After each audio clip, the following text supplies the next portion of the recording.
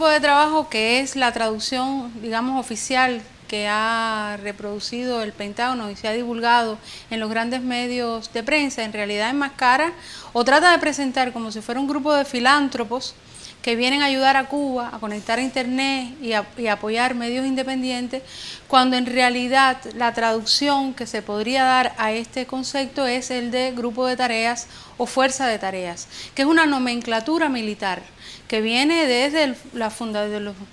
prácticamente de la creación del Pentágono y con el que se conocen muchísimos grupos especiales, tanto en Estados Unidos, creado desde el estamento militar y de inteligencia,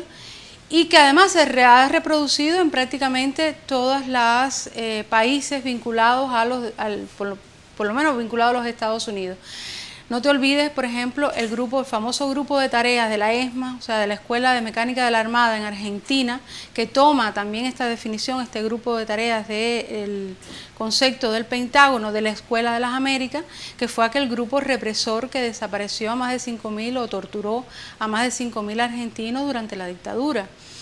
Pero además, en el año 2006, durante la administración de Bush, y siendo secretaria de Estado Condoleezza Rice, crearon también un grupo parecido, que le llamaron también así Grupo de Tareas para la Libertad de la Internet Global, dedicado a monitorear a 3 países fundamentalmente. Después incluyeron un cuarto, Rusia, pero en ese momento era dedicado fundamentalmente a China, Irán y Cuba.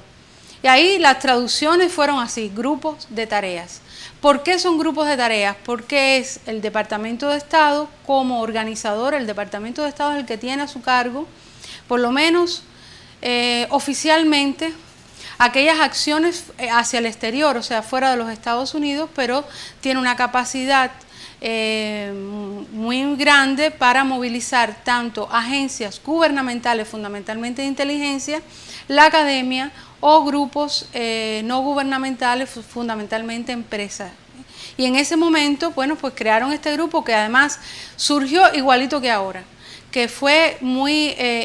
con muy poca transparencia de qué es exactamente quiénes están integrados. Por ejemplo, si tú lees en el pasado 7 de febrero, cuando se anunció que ya se había constituido oficialmente este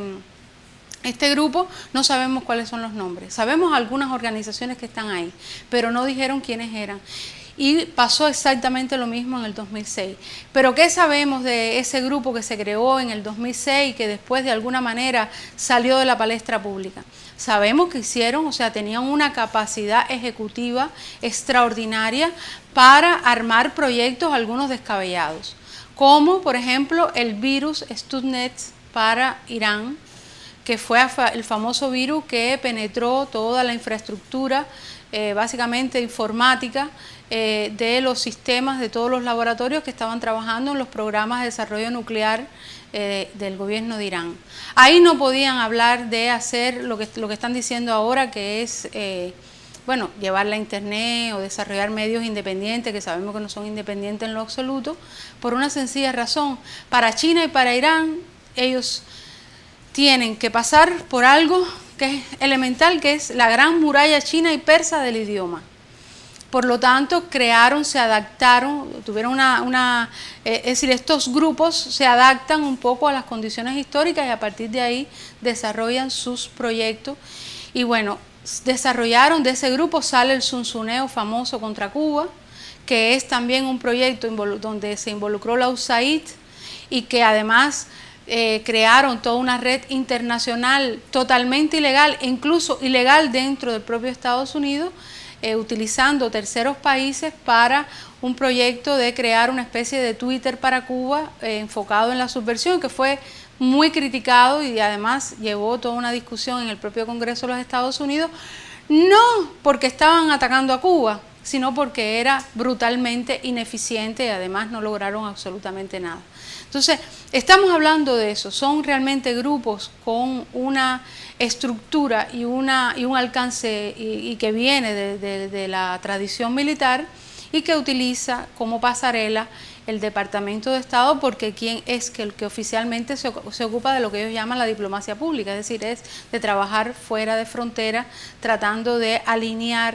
los intereses norteamericanos y tratar, por supuesto, de subvertir a aquellos países que no lo son cómodos.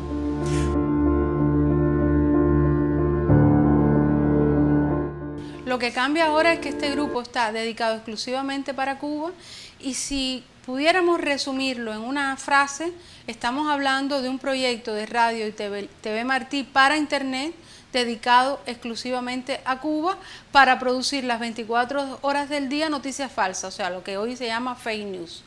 y adaptado a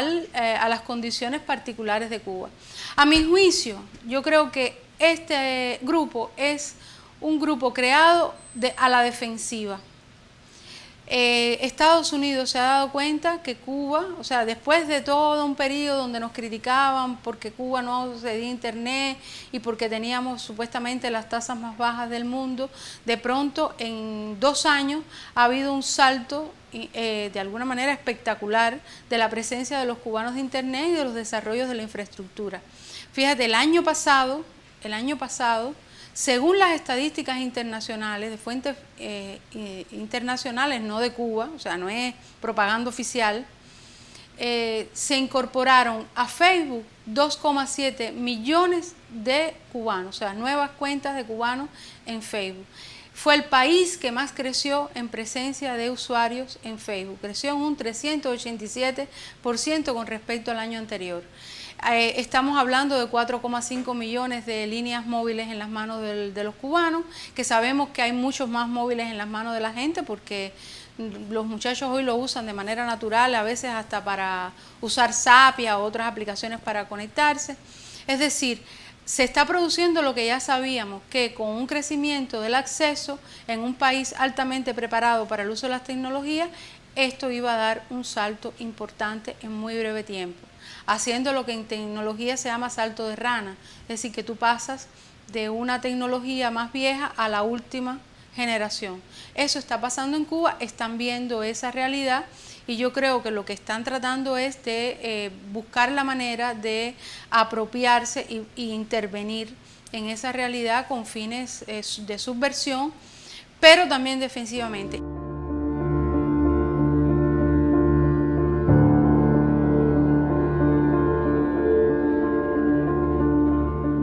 Hay antecedentes de esto. Por ejemplo, yo recuerdo a finales de los años 90, cuando encabezado por Fidel, en medio de la batalla de ideas, se hicieron una serie de desarrollos, o sea, se impulsaron una serie de desarrollos de acceso hacia la infraestructura, las tecnologías de la información y las comunicaciones, con los programas para impulsar los Joven Club de Computación, con la creación de la red Infomet en el año 98, que conectó prácticamente de inmediato a miles de profesionales de la salud, con la creación de la Universidad de Ciencias Informáticas, que fue en América Latina una de las primeras, si no la primera, que concebía todos los planes de producción, desarrollo e investigación de la informática en Cuba en una sola ciudad inteligente. En ese momento, en el año principio de los 2000, que se crea la UCI, había universidades de ese tipo en Estados Unidos, la India, China y algún otro país. Es decir, Cuba empieza a incorporarse a este universo, incluso con un programa diferencial de uso de entrada a la llamada sociedad de la información, muy particular. En ese momento en América Latina no se podía decir que había nada similar. ¿Qué hace el gobierno de los Estados Unidos? En febrero del 2001 acusa a Cuba como país ciberterrorista. Cuba fue el primer país acusado de ciberterrorismo en la historia de la humanidad. Cuba tiene una propuesta de entrada muy particular, enfocado no en el desarrollo, en el acceso como ocurrió en el resto del planeta. En el planeta la gente primero iba por un proceso de acceso a las tecnologías y después de acceso en profundidad. Nosotros iniciamos esas dos etapas al unísono y explica por qué Cuba es uno de los países que, según la Unión Internacional de Telecomunicaciones, está en los rankings más altos de habilidades para el uso de la informática. Entonces, en el 2001, Estados Unidos acusa a Cuba en febrero del 2001, estamos hablando mucho antes del atentado contra las Torres Gemelas. Todavía no estábamos en la etapa esa que vino después de la altísima retórica antiterrorista. Y eso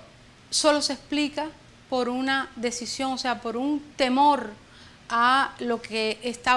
podía producir Cuba, con un Estado y con un gobierno detrás que impulsaban estos desarrollos, podía convertirse a la vanguardia de estas posibilidades. Entonces, ahora yo creo que estamos en un momento similar, o sea, hay un temor a que estas capacidades de acceso perfectamente ubiquen a Cuba en un país que tiene además una población altamente preparada para sacarle un gran partido para el desarrollo de estas tecnologías, pues que esto de alguna manera se les vaya de las manos, ¿no?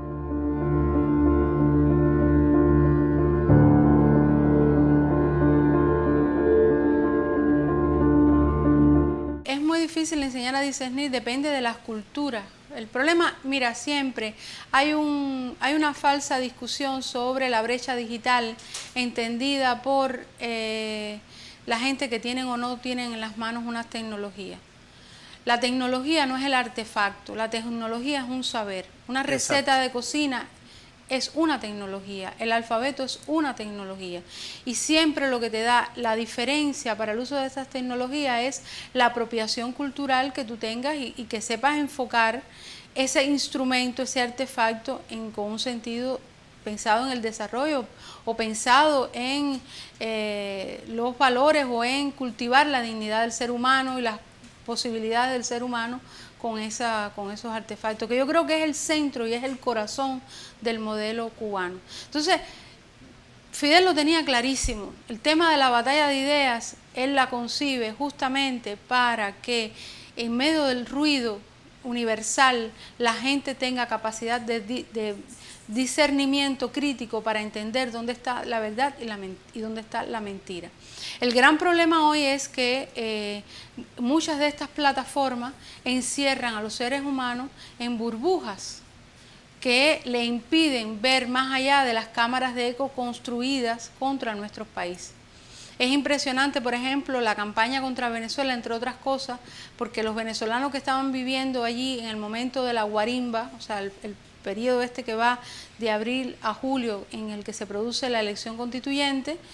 es decir, los que estaban allá adentro no podían entender por qué esa campaña tan brutal, porque la mayoría de lo que se decía era falso y sin embargo la gente lo aceptaba y lo asimilaba. Y es por las características que tiene estas tecnologías de encerrar a la gente en esos espacios donde solo interactúa con las personas como él, en el que se comunican los mismos intereses y donde los algoritmos refuerzan esa capacidad de aislamiento que instintivamente asume el ser humano, ¿no? Entonces, tiene que haber una voluntad, tiene que haber una voluntad crítica para poder trascender esa historia. Yo creo que va a ser muy difícil, invente lo que invente Estados Unidos para poder cambiar las percepciones y sobre todo el sedimento que hay en la historia de este país, que es un sedimento muy antiimperialista con un gran sentido patriótico. La prueba es, ¿tú sabes qué? La campaña estos que hicieron sobre los famosos ataques acústicos, que ni un solo cubano se lo creyó. Sin embargo, usted vio las cámaras de ecos internacionales y cómo mucha audiencia norteamericana, mucha gente sí se creyó la historia. Pero aquí es muy difícil que eso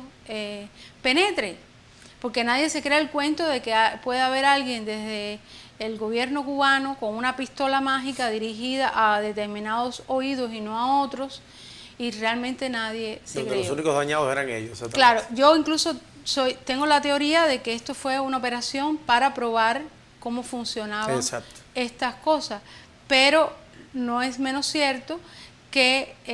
hay que traspasar esas cámaras de eco porque también nos aíslan en burbujas, reducen a nuestros países en una serie de estereotipos que después son los que se utilizan para construir los cercos diplomáticos, políticos, mediáticos, internacionales. Lo hemos visto en Venezuela, lo hemos visto en Bolivia, lo hemos visto en Argentina, lo hemos visto en otros países. Fíjate,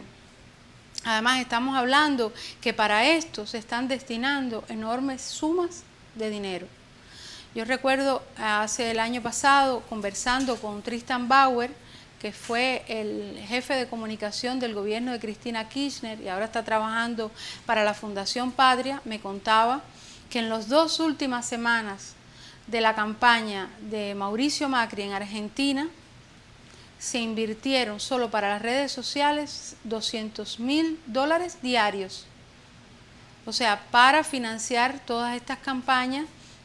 y además a partir también para financiar la compra de datos, porque hoy prácticamente todas estas campañas se articulan a partir del Big Data, de la gran concentración y procesamiento de datos para personalizar esas campañas políticas y ser mucho más efectivos. Entonces estamos hablando de eso, de grandes laboratorios tecnocientíficos que están utilizando toda esa capacidad de cómputo y todas esas posibilidades y el hecho de que cada vez más la población está conviviendo en estas plataformas que no son neutrales y que están varadas la mayoría de las veces, su corazón, su estructura fundamental y las leyes a las que se rigen son norteamericanas, para modelar procesos políticos. Esos son los riesgos. Pero lo más importante yo creo es que Cuba, frente a este tipo de estructura, va a seguir siendo lo que hace siempre, es decir, enfocado en el desarrollo de los seres humanos, tendrá que seguir desarrollando su infraestructura de telecomunicaciones, se tendrá que seguir preparando a la gente para lidiar en esos nuevos escenarios con visiones críticas, tendrá que seguir incorporando el acceso a sus bases sociales, a sus estudiantes, a las personas, a su pueblo en general, y bueno, y tiene también que crear sus